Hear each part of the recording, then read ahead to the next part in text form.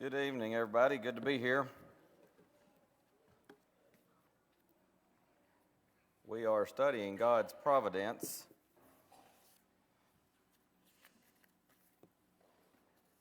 Brother Mark Teskey that was here Sunday night, he mentioned recording with Leroy a little spot for the GBN 10th anniversary.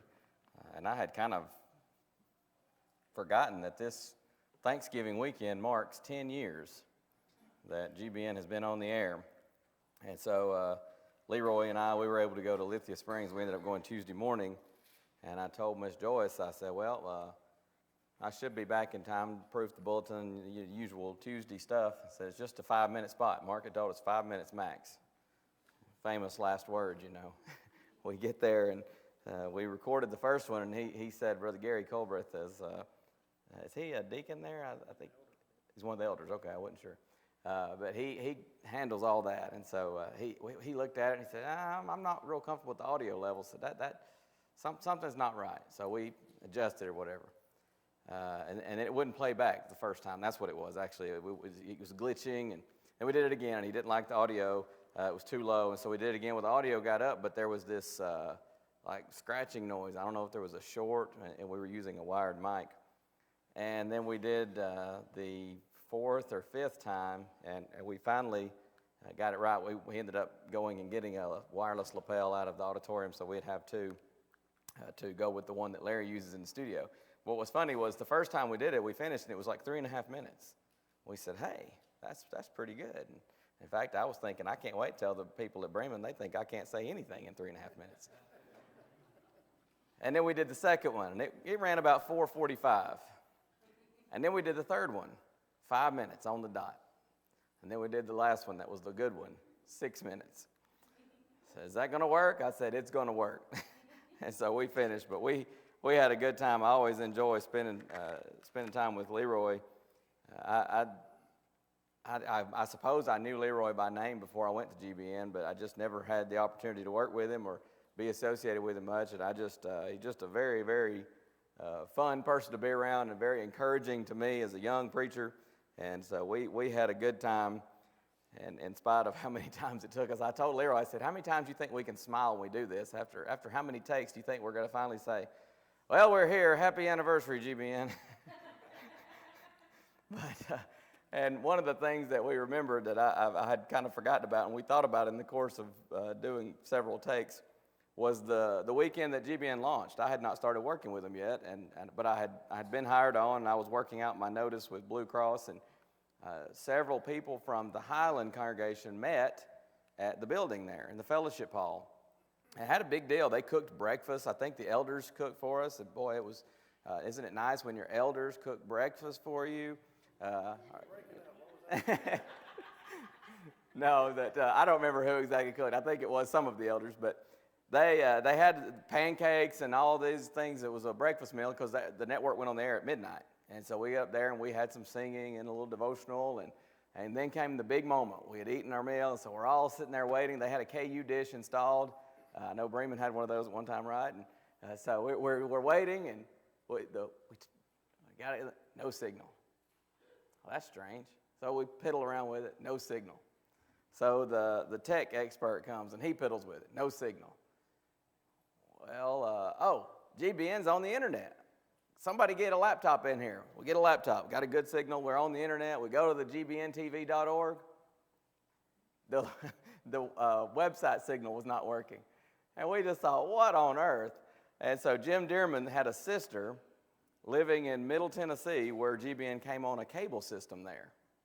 And so we have Jim, and he's on the phone. He's saying, yeah, she sees it.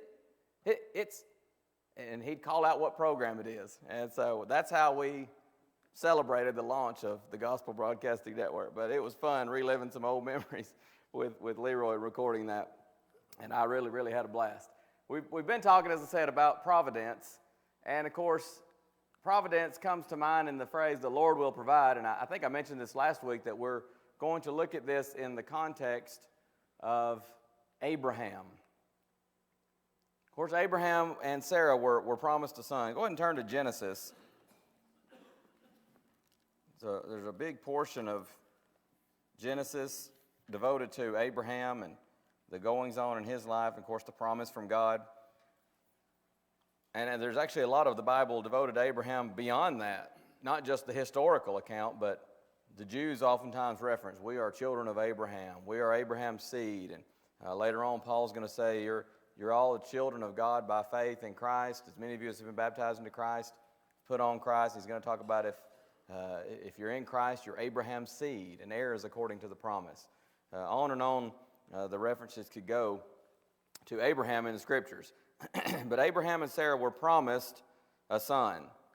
Genesis chapter 12 is where we'll begin. You're really introduced, I guess, technically to Abram, who we often refer to as Abraham. His name changed, of course, later on. Genesis 11:27. These are the generations of Terah. Terah begat Abram. So that's the first we'll read about him. Well, actually, in verse 26, he lived 70 years and begat Abram. Now, chapter 12. Now the Lord had said unto Abram, Get thee out of thy country and from thy kindred and from thy father's house into a land that I will show thee. And I will make of thee a great nation, and I will bless thee, and make thy name great, and thou shalt be a blessing. And I will bless them that bless thee, curse him that curseth thee, and in thee shall all the families of the earth be blessed. And of course, verse 4 tells us Abram departed as the Lord had spoken unto him, and Lot went with him. And Abraham was 75 years old when he departed out of Haran. Three promises God makes to Abraham. What are they? There's a land promise, which is what? Canaan land, we often refer to it, or Palestine, the promised land. And that's where it gets its name, obviously. Second promise.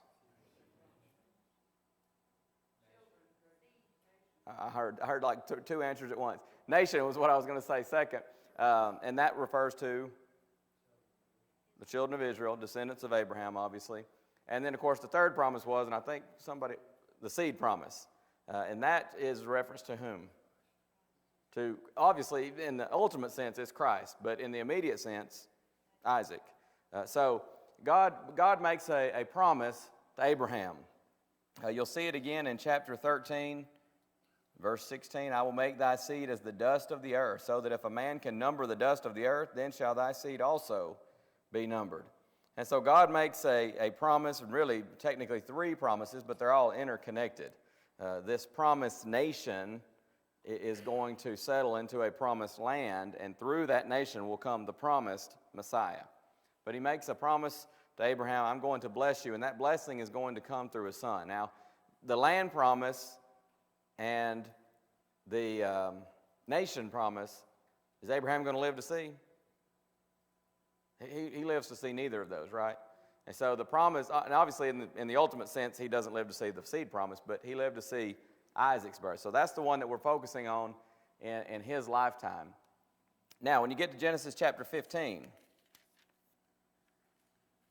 some time has passed, and so Abram said, verse 2 of chapter 15, Lord God, what wilt thou give me, seeing I go childless, and the steward of my house is this Eliezer of Damascus?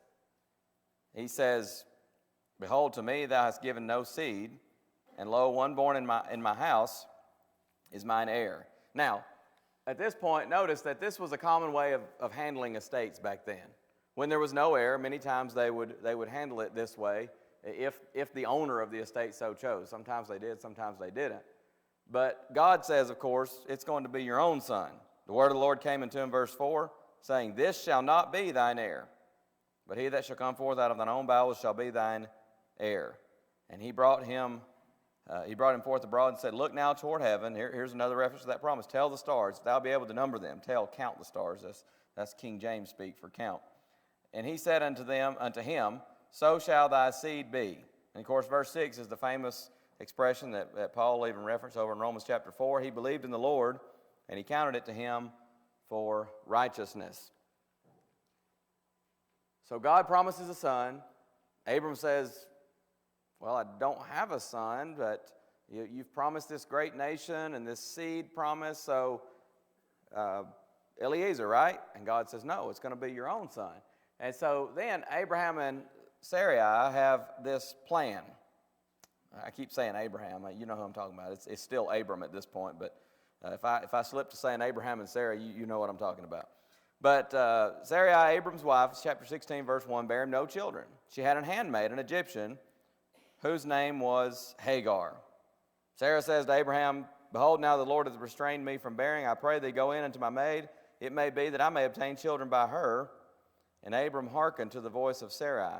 You know, it wasn't, I don't know, it's been, I was going to say it wasn't that long ago, but it's been, I guess it's been over a year. It kind of runs together on you. But I remember some time ago preaching a sermon, and we studied Abraham, and we talked about Abraham's faith. It was showing, and it was going, and you know he didn't have faith without works. He showed his faith by his works. James talks about that, and we talked about his faith was going. Wherever God tells him to go, he goes. But one of the points that we noticed is Abraham's faith was growing. And it's interesting as you study the life of Abraham and how he grows in his faith and in his trust in the providence of God. God had said back in chapter 13, or 15 rather, it's not going to be Eliezer. It's going to be one of your own sons. Now, in Abraham's defense, this plan that he's got with Sarah involves his own son, just not Sarah. But they're kind of, we sometimes point out, and I think they're not in open rebellion to God, but they're not doing things quite God's way either. And so this is their plan. So that's what happened. Sarai, Abram's wife, took Hagar, her maid, the Egyptian, after Abram had dwelt 10 years in the land of Canaan, and gave her to her husband Abram to be his wife. And so she conceives, and she saw that she had conceived. Her mistress was despised in her eyes. And so Sarah is going to point out, my wrong be upon thee. I've given my maid into thy bosom. When she saw that she had conceived, I was despised in her eyes. The Lord judged between me and thee. And of course, who's born from that union, that birth? Ishmael. And we know the trouble that has come about as a result of the descendants of Ishmael. This is an instance where Abraham and Sarah, they come up with their own plan. But notice again, it is the custom, or was the custom of the times, that you could have the owner and his maidservant, or a maidservant of his wife, have a child and designate that as the heir. But Ishmael was born, and here's the point. That was not God's provision. That wasn't God's plan. That was Abraham and Sarah's plan. But that brings us to chapter 17. God appears to Abraham again. Here's Abram, 90 years old, 99, and you have Sarah who is 90. The Lord appears to Abram and said unto him, I am the Almighty God, walk before me and be thou perfect. And I will make my covenant between me and thee and will multiply thee exceedingly. There's that promise. Abram fell on his face and talked with God, saying, as for me, behold my covenant. And God talked with him, rather, saying, as for me, behold my covenant is with thee, and thou shalt be a father of many nations. Neither shall thy name be called any more be called Abram, but thy name shall be Abraham, for a father of many nations have I made thee. And of course, Abraham means father of many nations. I'm going to make thee exceeding fruitful. I will make nations of thee, and kings shall come out of thee. And I will establish my covenant between me and thee and thy seed after thee and their generations, for an everlasting covenant to be a God unto thee and to thy seed after thee. It's interesting, premillennialism wants that covenant to be between between God and the Israelites. But that's not what's in view here. That everlasting covenant, which understanding that everlasting sometimes can be a reference to a set period of time. But I believe, looking at the whole biblical context, it's very clear here. This everlasting covenant is meant to be, as we would say, literally an everlasting covenant, not with God and the physical descendants of Abraham, but his spiritual descendants. Again, looking to the ultimate fulfillment in the Christ. So, I will give unto thee, verse 8, and to thy seed after thee, the land wherein thou art a stranger, all the land of Canaan for an everlasting possession, and I will be their God. I was looking for, he gives him the covenant of circumcision. Where is it? Yeah, that verse 10 begins him talking about the covenant of circumcision. I was looking for something else. Oh, 15. Sarai's name is changed to Sarah, which means princess. Sarai is of unknown origin. We're not really sure. People have speculated as to what it means, but we don't know for sure. But he says, I will bless her and give thee a son also of her. Yea, I will bless her, and she shall be a mother of nations. Kings of people shall be of her. And what's Abraham's reaction? He falls on his face in reverence. He's not just mockingly laughing at God. But he says in his heart, he's thinking this, shall a child be born unto him that is 100 years old? And shall Sarah that is 90 years old bear? Now, before we're too hard on Abraham, I have an idea if any of us were told at 99 years of age, you're going to have a child, that'd be pretty, we would probably, first reaction would be to laugh. You're joking me, right? So he laughs. He thinks to himself, how can this be? In fact, he even says, what does he say in verse 18? Oh, that Ishmael might live before thee. It's like he's saying, this is not going to happen. Are you sure it can't be Ishmael? I don't know. Maybe the thought of rearing children at age 99 was too much to bear. I don't know. My mom always says God knew what he was doing when he gave the younger folks babies. But he says, oh, that Ishmael might live before thee. And God, of course, says, Sarah, thy wife, shall bear thee a son indeed, and thou shalt call his name Isaac, and I will establish my covenant with him for an everlasting covenant, and with his seed after him. Again, I think clearly a reference to spiritual seed, looking in the ultimate, in the Christian dispensation. As for Ishmael, I've heard thee. Behold, I've blessed him. He's going to be fruitful. Multiply him exceedingly. 12 princes shall he beget, and I will make him a great nation. But my covenant will I establish with Isaac, which Sarah shall bear unto thee at this set time in the next year. And so he left off talking with him, and God went up from Abraham. So, I got ahead of myself here and forgot to click. Abraham and Sarah have their names changed. The name of the child is given Isaac. Abraham and Sarah laugh, but God says it is going to happen. And when you get over to Genesis 21, verses 1 through 3, you see this promise fulfilled. The Lord visited Sarah as he had said. The Lord did unto Sarah as he had spoken. Sarah conceived and bare Abraham a son in his old age at the set time of which God had spoken to him. And Abraham called the name of his son that was born unto him, whom Sarah bare to him, Isaac. And so God, we might say, provided for them. Now there is miraculous involved in this, but it is also the provision of God. And we're talking about that. God will provide. So they have this son that was promised, just as God said that they would. They're growing in their faith. You see them come up with this plan. Is it going to be Eliezer? No. And then they've got this plan with Hagar, and that's not the way it's supposed to be. And trusting in the God who provides, and more specifically, trusting in the God who keeps his promises.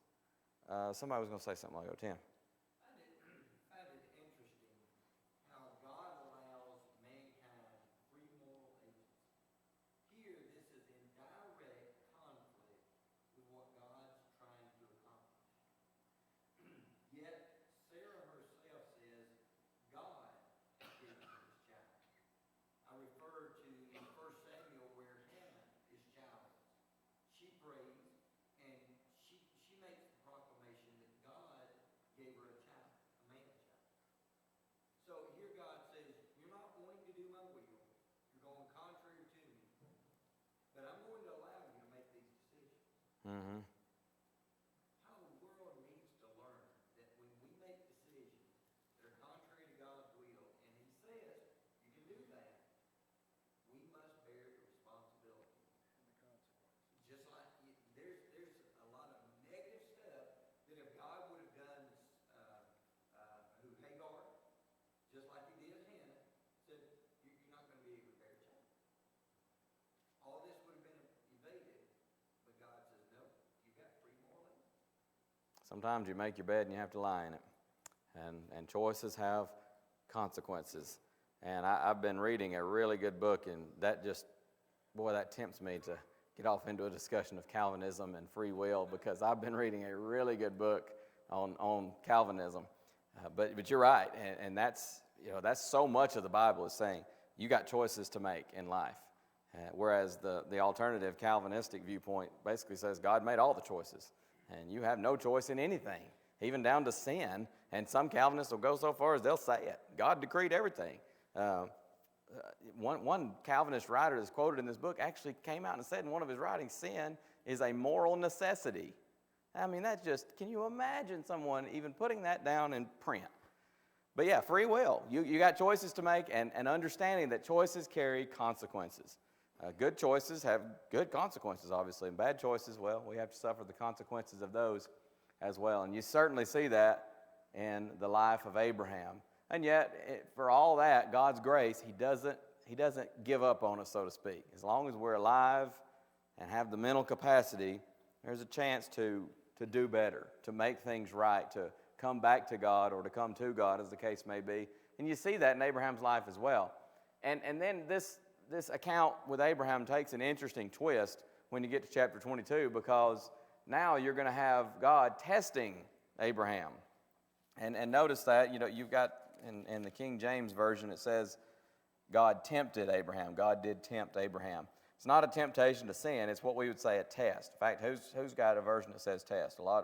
Almost every other version says that, if I'm not mistaken. New King James, is that what you got, Brother Gary? Test. Any other version? 22:1. It's got tested. You got your ASV there, Bob? New King James says tested. Oh, man, you always have the ASV, Bob. Isn't that you that usually has ASV? Oh, you got an American Standard? Prove, and that's a good way of putting it as well. So he tested Abraham, or is proving him, and he says to him, Abraham, and he said, behold, here I am.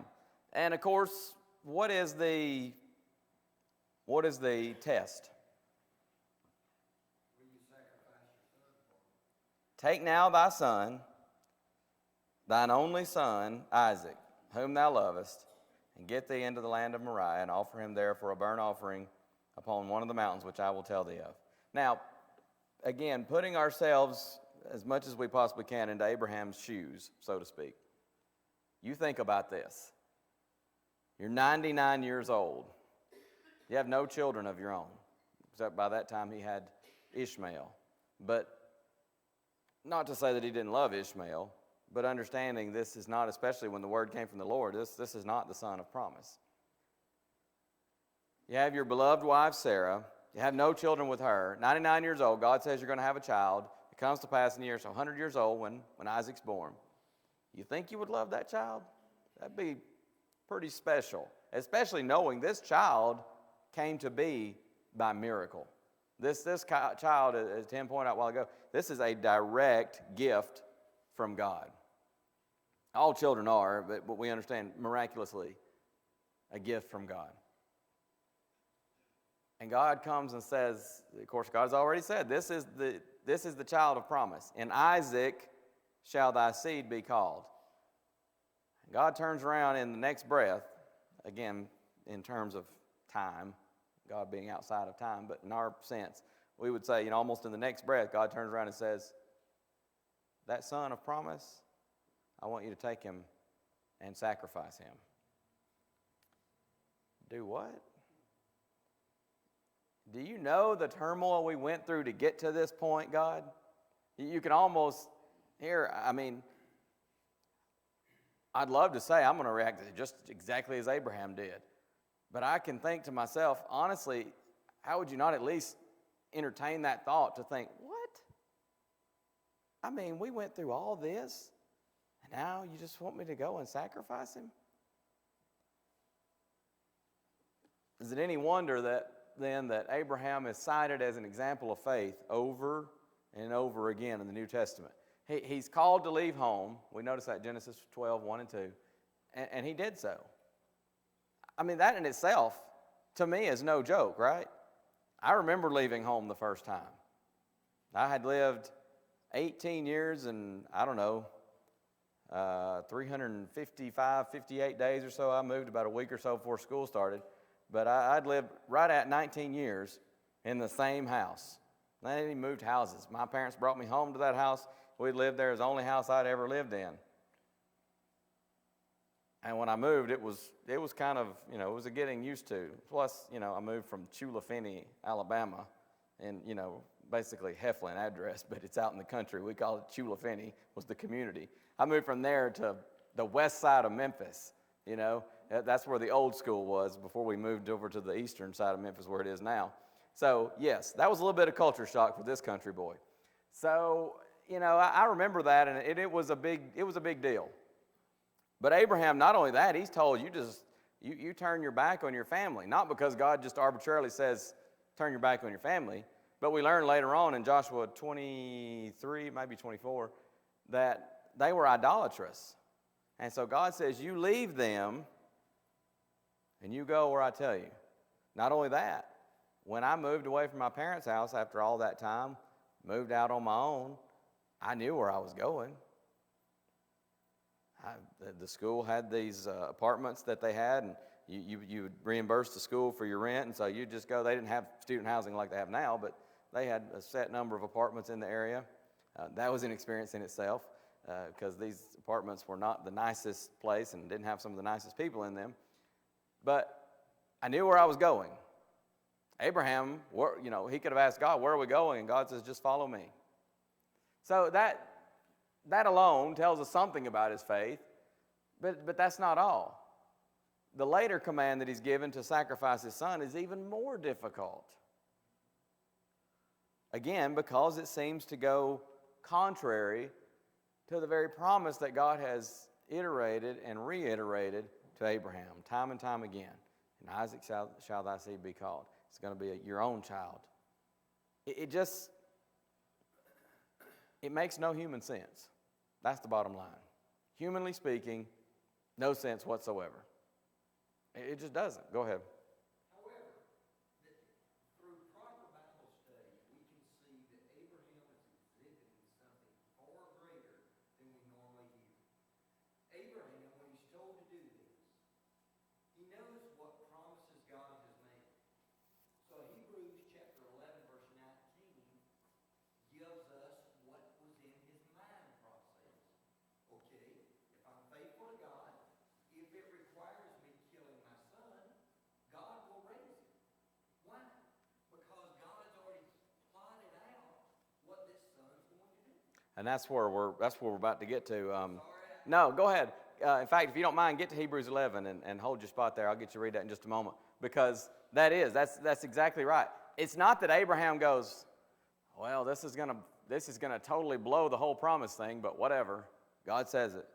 He knows God's not going to go back on his promise. There's no doubt in his mind that God's going to keep his promise. And there's two phrases in this passage there in Genesis 22 that show his confidence in God's providence. We read verse 2. Notice what it says. I can't remember who I heard say this, and it probably wasn't original with him, but there are no words in the Bible by accident. Verse 3 tells us Abraham rose up early in the morning.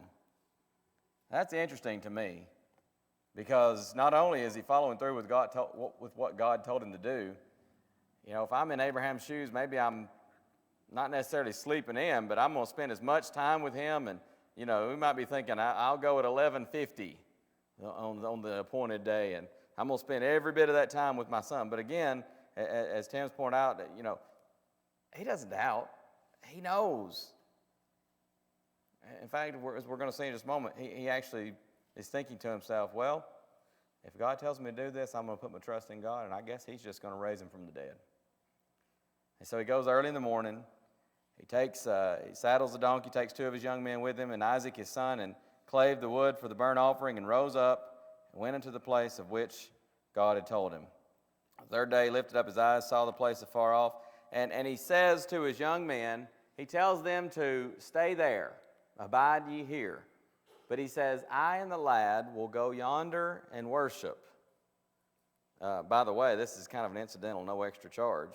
But sometimes people will teach this idea that everything we do in life is worship.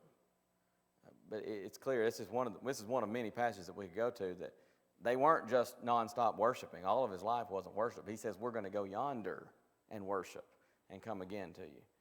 But he says, we're going to go yonder and worship, and we'll come again. He fully anticipated returning with Isaac.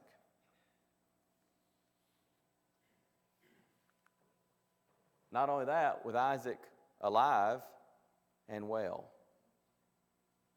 He fully anticipated that. And then there's another phrase here. They take the wood of the burnt offering. Abraham takes the wood of the burnt offering, laid it upon Isaac his son, took the fire in his hand and a knife, and they went both of them together. And maybe you've heard other people point out, this is not a little boy. He's carrying some wood. He's big enough he can carry a decent amount of wood. This would probably be a preteen, maybe even a teenage boy. That tells us something about the faith that Abraham's instilled in Isaac.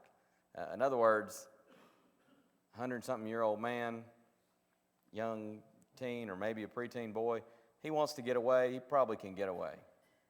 So apparently Isaac has some trust in God here as well. But he takes it, lays the wood upon Isaac, takes the fire in his hand, a knife, and obviously fire, he's got some kind of a torch. He's not literally carrying fire in his hand, and a knife, and they go together. And Isaac spoke unto Abraham his father, verse 7, and said, my father. And he said, here am I, my son. And of course he says that famous expression, behold the fire and the wood, but where's the lamb for a burnt offering? He also knew something about sacrifice. And Abraham says what? My son, God will provide himself a lamb for a burnt offering. So they went both of them together. He fully expected God's provision. At this point, I said a while ago he expected God to raise him from the dead. I don't know if that's necessarily something I can say 100%. I think I can say 100% based on the combination of all these texts that he expected either he was going to go through with this and God was going to raise him from the dead, or somehow, some way, son, I don't know, but the Lord will provide. Sometimes children can ask us in a very difficult situation. Maybe, I've seen situations where maybe a home burns or a tragedy strikes the family, and sometimes the children say, Dad, what are we going to do? Or Mom, what are we going to do? And sometimes the parents say, I don't know, but God's going to take care of us. We're going to trust in God. That's what we're going to do. That's kind of what Abraham says here. He says, where's the burnt offering? God will provide. Whether that meant God's going to provide Isaac and raise him from the dead to keep his promise, or whether that meant somehow, of course, I don't believe he had any kind of inkling in his mind of how God might provide that. But he knew God's not going back on his promise. It's no miracle for a ram to be caught in a thicket. Obviously, that's not a miracle. But for it to happen right then, right there, unquestionably was an act of God's providence. God is providing. And so you see providence in the life of Abraham. In fact, you know how this plays out. They came to the place. He builds the altar there. He lays the wood in order. Again, Isaac, if he wants to escape, Dad's building the altar and taking care of all that. He could easily get away if he so desired. I think that tells us, again, something about Isaac's faith.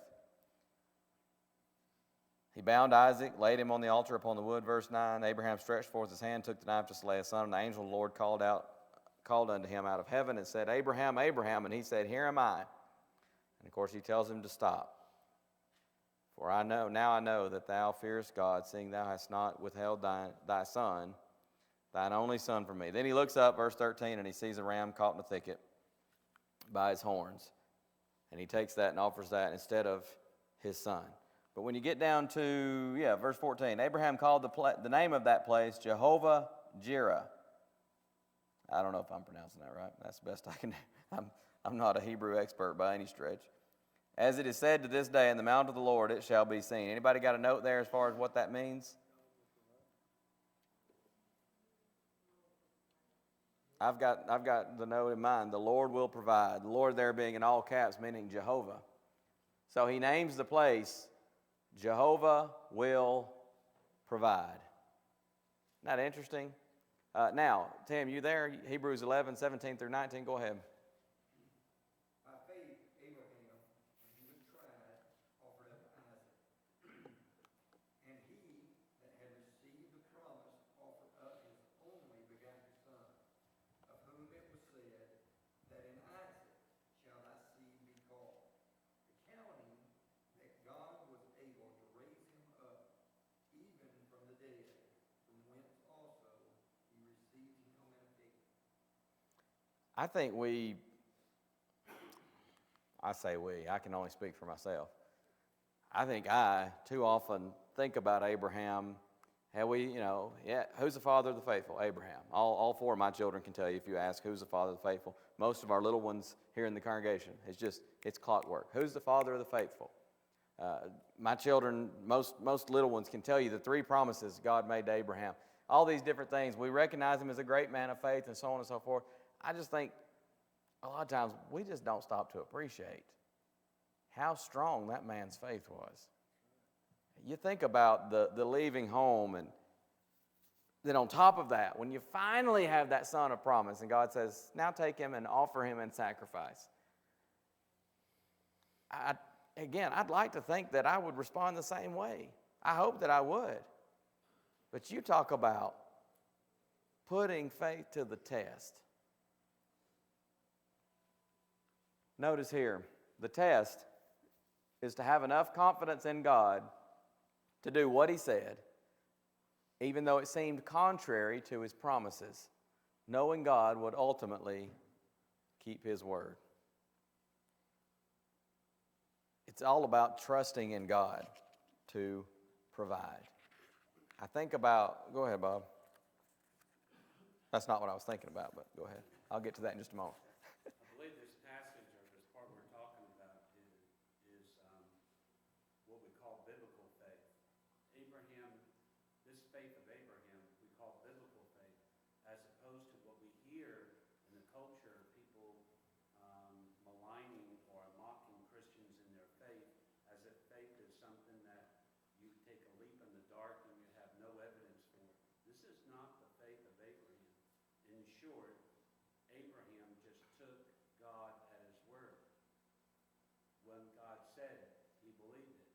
He believed that God would raise Isaac from the dead because God told him that. Now, we don't have God talking to us today, and we don't have Jesus to talk to, but we have something really even better, the written revelation of God. And it's interesting, you make the point, he's not accepting this on blind faith. In fact, he's got a stack of evidence. All these years since he's left home, what's God been doing? Well, what's our study? God's been providing. He's been providing. And so he's got a mountain of evidence that he's basing his trust in God upon. But when it comes down to it, he knows that this God that he's seen time and time again keeps his promises. When he makes a promise, he's going to keep it. You can almost hear Abraham saying, look, I don't know. I don't know if he's going to raise him from the dead or somehow he's going to provide a sacrifice, but I know if God says do something, then it's incumbent upon me to do it because he is God and I'm not. I'm just human. But that faith, what I was going to mention earlier is I think about Shadrach, Meshach, and Abednego. And in the situation where, it would be tempting for them to say, okay, guys, let's huddle up. Do we think God's going to come through here and save us if we get thrown in this fiery furnace? Because if not, might be a good time to, reach down and, play in the dirt or, tighten up that sandal strap or something because, do we know that this is going to happen? But, they even say, we're not careful. We have no anxiety whatsoever about answering your question, King. We're not bowing down to your image because it's not right. Our God is able, they say, to save us. And if not, be it known unto thee, O King, we're not bowing down. The trust that they have to say, well, it doesn't make sense to us if, God has promised all these things and Is he going to let us just burn in that furnace? And it'd be easy to think, well, what's the reward in that? God said he was going to provide. God said he was going to take care of us. But they understood that even if we die in that furnace, we die doing what's right, and God provides a home in heaven for those who are faithful. The same as those first century martyrs. You can say Caesar is Lord, or you can go to the lions. Well, maybe somehow by God's providence, the lions won't be hungry that day. Maybe somehow by God's providence, who knows, something will happen and I'll obtain freedom. But if not, many of them said, we're still not going to say Caesar is Lord, even if I die mercilessly at the hand of the lions, because if I do, God's still going to provide, because he's going to provide me a home in heaven. You were going to say something, Roger? The bond between Abraham and Isaac was really growing strong to the point that it becomes questionable that Abraham loved Isaac as much or more than God.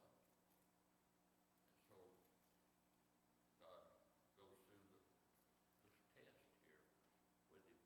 And for us, we see it looking back, know what happens and everything when we read and study it. We know what the end is and everything. But one thing that's always been interesting to me, when everything was over and said and done and God stayed his hand, God said, now I know how Abraham is, who he is, what he is faithful. In other words, nothing will come between Abraham and me.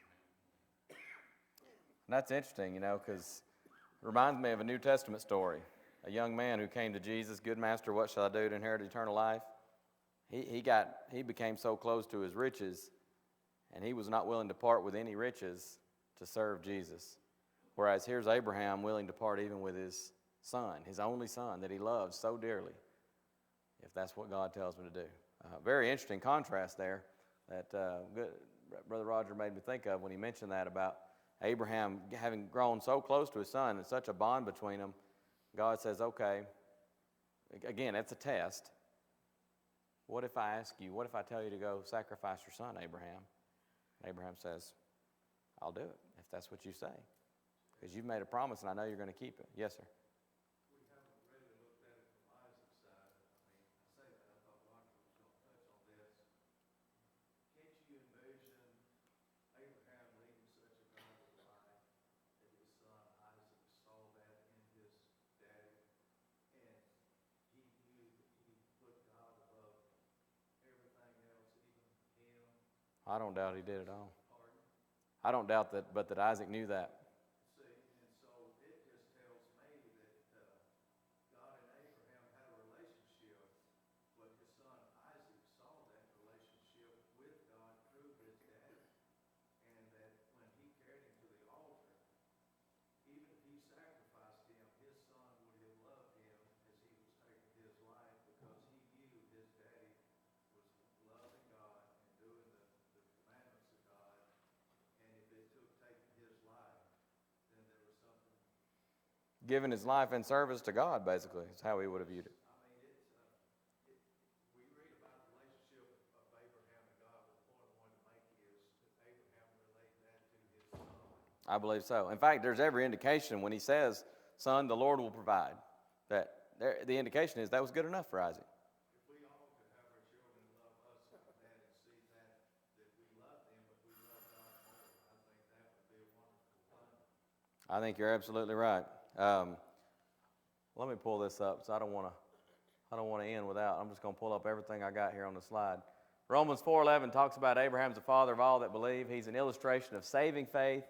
James cites Abraham in James 2 as a faith that's not dead. It's illustrated by the fact that he offered up to God the very son through whom the promises were going to be fulfilled.